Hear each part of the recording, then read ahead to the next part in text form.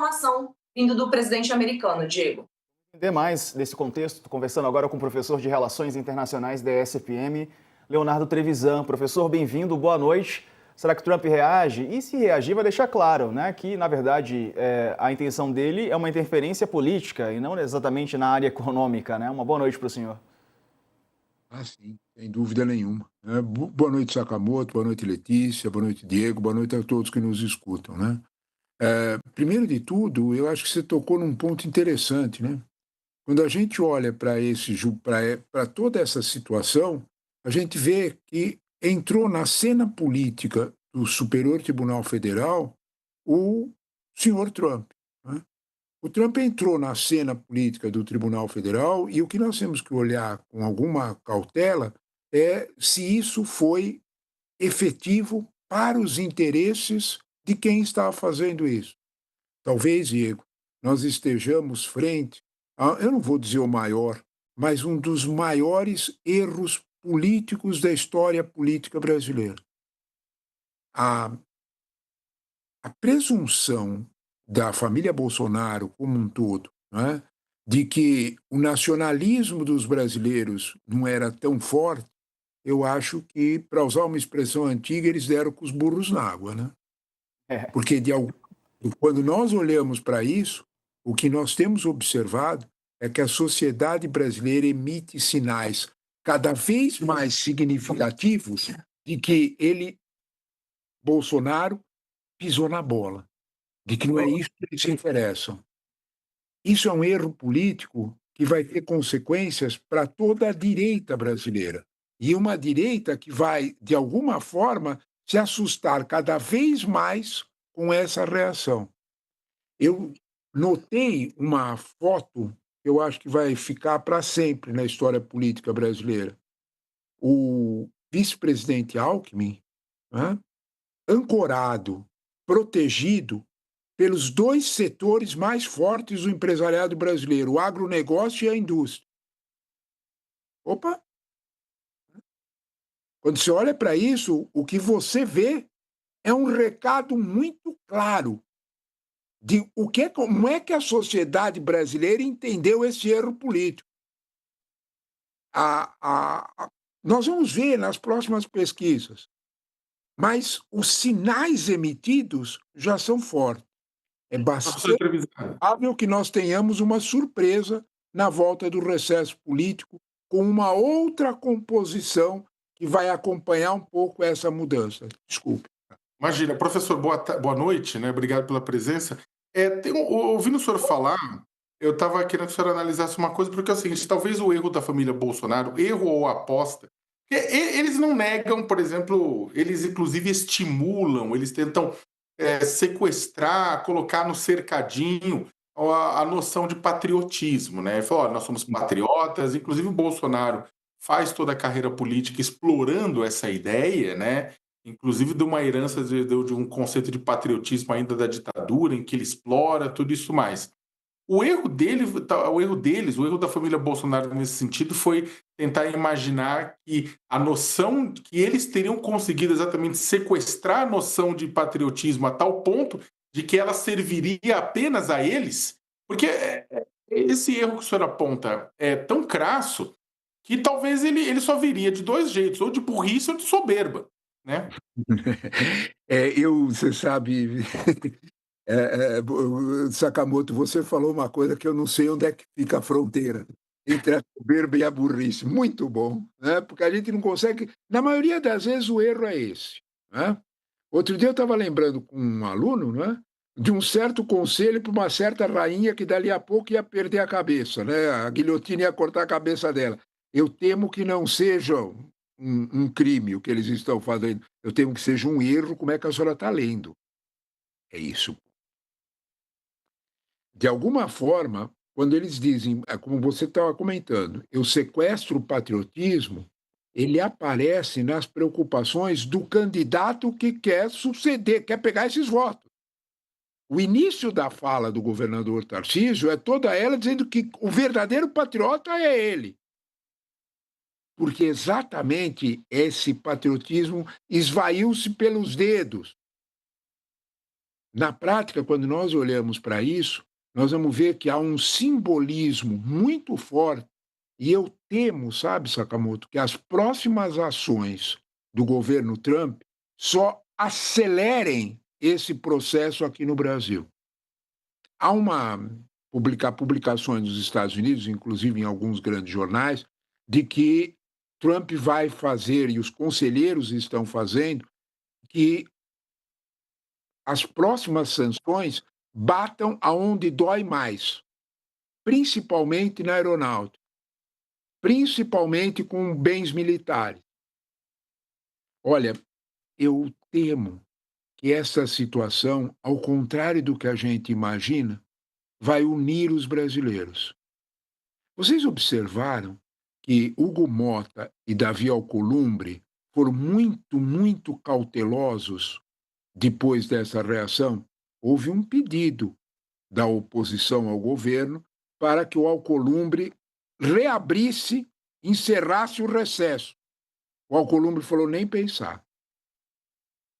O quadro político está mudando.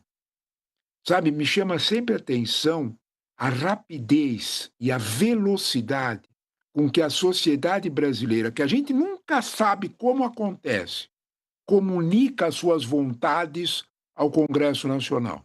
Eu vou dar um exemplo que outro dia eu lembrei rapidamente desse. Lembra, Sakamoto, que eles começaram, o Congresso começou a tentar votar uma privatização de praias? Um negócio meio absurdo, lembra disso? Uhum. Lembra que a sociedade brasileira deu um recado e o assunto sumiu? Tem certas situações que chegam no Congresso Nacional se a gente entender bem os canais, mas eles chegam. É. O Eu professor, temo que o patriotismo vai fazer grandes efeitos. Observe a atitude do Davi Alcolumbre. boa. Eu vou pedir um favor para o senhor, a gente está ao vivo é assim mesmo. Só para baixar um pouquinho a câmera para a gente te enquadrar melhor no vídeo e te ver melhor ainda. Aí, professor, obrigado. Pergunta sua, Letícia. Professor, eu queria só colocar um pouquinho disso que o senhor estava falando num contexto da relação do Trump com outros países. A gente tem visto o Trump sobretaxar outros países, mas a gente não tem visto nada parecido com o que está rolando até agora com o Brasil, né? Dele envolver questões políticas tão interna corporis, como seria dito, tão internas do Brasil, numa negociação que seria econômica. Ou eu estou enganada? Não, não. Olha, isso nunca aconteceu na história diplomática do Brasil. Não há registro de uma situação como essa, né. Você primeiro de tudo, porque a relação do Brasil com os Estados Unidos é uma relação construída lentamente e ela é sempre mais forte, né. Bom, história, né, é só um chamado, né, mas, de alguma forma, quando a gente olha para isso, né, eu não sei se caiu a minha imagem, se a Não, tá aqui, internet tá perfeita, professor. ah, tá ótimo. Então tá bem. Quando a gente olha para isso, talvez a gente tenha que ver uma situação que é a seguinte, né, o primeiro país que reconheceu a independência brasileira foram os Estados Unidos. Se a gente pegar o clima geral do século XX, o Brasil tem uma sequência de proximidades com os Estados Unidos, construídas principalmente em torno, e isso é um dado fundamental, construída principalmente em torno de uma ideia, de uma lógica, não é? De construir proximidade com os americanos. Pensa na Segunda Guerra Mundial. Quando nós olhamos nesses termos, nós temos uma história construída. Mesmo quando os americanos estavam contra, eu vou dar um exemplo concreto disso. Pensa governo Carter, o Brasil se aproxima da Alemanha para fazer um acordo nuclear com a Alemanha. Os Estados Unidos dão um pulo dessa altura. Diz nem pensar, militarizar com bomba atômica a América Latina, esquece. O Carter nunca, em momento nenhum, e era plena ditadura militar, o Carter, em momento nenhum, fala contra pessoas, é uma questão de Estado. É a primeira vez na história das nossas relações diplomáticas que um ato político, uma injunção política, supera a relação diplomática. E pior, avança pelo mundo da economia. Sabe, Letícia, a tua pergunta é essencial para a gente pensar no seguinte: será que o Trump conseguiria aquilo que o Alckmin conseguiu de colocar a indústria e o agronegócio deles atrás dele? Eu tenho minhas dúvidas. Sabe por quê? A Câmara de Comércio americana, para citar um exemplo, né? A Câmara de Comércio americana tem mais de 100 anos e mais de 3 milhões de empresas associadas. Eles avisaram que 6.500 empresas americanas, olha o número, 6.500, de vários tamanhos, bem grandes, médias e pequenas, têm conexões muito fortes com cadeias produtivas no Brasil. Ou seja, nós fazemos pedaço da mercadoria que eles fazem e mandamos para eles. E é barato fazer aqui esse pedaço. Isso está conectado, não dá para substituir de uma hora para outra. Eles avisam. Não é só o café da manhã, são 6.500 empresas. Será que não vai ter nenhuma reclamação? Será que para os americanos, que tradicionalmente tiveram no Brasil um bom amigo, de repente, por uma injunção política, talvez o acerto mais forte das frases do presidente Lula sobre essa confusão é: eu não quero saber qual é a ideologia do senhor Trump. Eu não estou interessado se ele é de direita, de extrema direita. Não é isso que está em jogo. Eu quero saber das sanções, eu quero saber das tarifas. Nós vamos reduzir ou não? Não é governo. Nós estamos falando de uma questão de Estado. Sabe, isso tem um peso enorme na compreensão de um empresário. A coisa que o empresário menos quer é imprevisibilidade, é instabilidade. E ele vai cobrar de quem a fez. Não foi o Brasil. Observa que o Haddad, por exemplo, cobra com muita clareza que o Brasil era superavitário e que o Brasil nunca rompeu contratos com os Estados Unidos. Está certo bater nesse ponto, Professor, porque esse ponto é sensível para dentro dos Estados Unidos, não para nós. estava vendo aqui uma notícia do Jamil Chad, saiu agora há pouco, no fim da tarde. O Trump, ele atacou BRICS, né, os BRICS, por ameaçar o dólar. Disse que seria perder uma guerra mundial. O presidente disse que uma ameaça feita por ele foi responsável por esvaziar a reunião de cúpula do BRICS no Brasil. Segundo Trump, o gesto dele foi uma forma de impedir que os emergentes tivessem força para pensar um sistema financeiro que não dependa do dólar. No evento para assinar uma lei sobre criptomoeda em Washington, ele indicou que colocaria uma tarifa de 10% sobre qualquer país do grupo dos países emergentes. Em sua avaliação, a ameaça funcionou e poucos estiveram na cúpula organizada pelo Brasil no Rio de Janeiro há uma semana. Aí o Jamil fala aqui, de fato, o presidente da China, Xi Jinping, não esteve no evento, faltando pela primeira vez a uma cúpula do bloco. Vladimir Putin, por conta do pedido de prisão internacional contra ele, sequer viajou.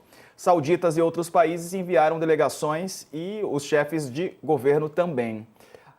Professor, e essas críticas dele aos BRICS em relação à moeda, né, que está aqui sendo discutida, tudo ainda muito inicial, mas o Trump parece ter ojeriza de tudo isso. Assim, ele tem. Se qualquer um de nós fôssemos ele, nós seríamos também. Né? Ele tem a criptomoeda mais forte para negociar em qualquer tipo de transação comercial que se faça. Mais de 90%, praticamente depende da situação, praticamente 90% das transações ainda são feitas baseadas no dólar. Ele tem medo de perder isso. E o problema é que isso está ficando, de certa forma, estão se construindo pontes nesse sentido. Ninguém fala em dolarização imediata. Se fala em aprender a fazer negócios lentamente com outras opções. É isso. O dólar hoje, talvez, a maior ameaça que há sobre o dólar é sobre direito de valor, é sobre proteção. E não foi por causa dos BRICS, foi pelas sanções feitas para cima da Rússia, sobre os 300 bilhões de dólares que a Rússia colocou em bancos, que os americanos, de certa forma, tungaram, de certa forma, pegaram. Todo mundo parou para pensar se tem que fazer reserva em dólar, porque pode acontecer o mesmo. Esse risco que nós estamos olhando com o dólar, ele não está presente apenas na dolarização que os BRICS estão desenhando, pensando em. Atenção, quando nós falamos que a cúpula dos BRICS foi esvaziada, é bom a gente notar que os dois maiores aliados dos Estados Unidos no Oriente Médio mandaram delegação, estiveram presentes e assinaram as declarações finais: Arábia Saudita e Emirados Árabes Unidos. Portanto, é bom a gente ter uma certa cautela de que a reunião dos BRICS foi esvaziada. O que talvez a gente não tenha percebido é que Xi Jinping esteve na América Latina há 2 meses atrás, inaugurando o porto de Xangai, que é o maior porto que a América Latina tem, um calado maior para ter navios com muito mais carga de container. Quando a gente olha para isso, meus amigos, a gente vai ter que olhar que os chineses deram um sinalzinho. Se nós conversarmos aqui e chamarmos aqui qualquer representante do agronegócio, ele vai olhar para nós e dizer: olha, vai devagar, porque esse porto vai reduzir a viagem para o Oriente, dependendo da época do ano, em até 17 dias. O frete vai cair. Nós vamos ter uma oportunidade imensa de mandar pelo porto de Xangai minério, o mundo. Nós podemos começar a pensar em mandar produto industrializado da nossa commodity para lá. Se alguém tem alguma dúvida sobre isso, pense que o século XXI é o século da Ásia. É o século onde o mundo vai crescer na Ásia. Isso é opinião unânime na igreja dos economistas. A igrejinha dos economistas só não briga nisso. Isso eles concordam, todos. É Ásia. Quando você olha para isso, olha, eles abriram, o agronegócio abriu 2 olhos desse tamanho. Sabe o que é pior? A China está construindo ligações interoceânicas desde o Atlântico até lá. E dependendo do andar da carruagem, eles vão trazer a tecnologia para furar o Andes. Nós vamos ter uma ferrovia até lá. Desculpe, quem está fazendo tudo isso, quem está colocando todo esse dinheiro, quem está fazendo isso, precisa vir na reunião dos BRICS ou é até melhor que ele não venha? Boa, E professor. uma observação. Rapidinho, Letícia, Uma diga lá. observação a mais sobre isso. Desculpa, uma observação a mais sobre isso que o professor estava falando. O Xi Jinping também veio no final do ano para o G20, né? Então, acho que desde o começo do ano a gente já estava esperando que muitos líderes não viessem, que o Putin não viesse, porque ele tem a questão dele de mandado de prisão expedido pelo TPI. Então, a gente já teve também uma convenção muito maior com líderes no fim do ano passado. Já era esperado isso. Boa. Diego. O mais importante nessa situação, Leti, é a viagem do presidente Lula à China e a volta com 37 acordos. Acordos que são da maior interesse para o Brasil, inclusive a abertura de mercados novos para a carne brasileira. Por exemplo, quando a gente olha para esse quadro, porque a visita para a Ásia do Lula não abriu só o mercado de carne no Japão. Quando entrou lá, ele abriu uma série de mercados. Sabe o que é que isso provocou? Outro dia, no final das aulas, um aluno meu, que é um bom aluno, estava com muita vontade de fazer mestrado nos Estados Unidos. Isso tudo começou a assustar. Sabe o que o menino veio me falar? Um menino normal. Professor, eu ouvi dizer que tem 2 universidades da China que dão aula em inglês. Como é que é? Quer dizer que você ficou sabendo e colocou China na tua possibilidade de fazer tua formação lá. Um menino comum, de universidade comum. E este é o sinal. O sinal é de que a China entrou numa realidade absolutamente nova no Brasil. No Brasil, na América Latina inteira. Na América Latina inteira, 150 países, 156 países dos 193 da ONU fazem negócio prioritariamente com a China do que com qualquer outro. Será que ele precisava vir na reunião dos BRICS? Pelo jeito não, né, professor? Obrigado pela participação conosco. Sempre é um prazer recebê-lo. Volte mais vezes, viu? Um abraço e até uma próxima. Eu é que gosto da conversa com vocês. Muito obrigado pela conversa. Boa tarde a todos. Boa tarde. Não, já é boa noite. Boa noite a todos. Isso, tarde e noite, né? Agora 6h45. Sakamoto, abraço para você. Bom fim de semana. Abraço para você, Diego, professor Leonardo, para a Letícia.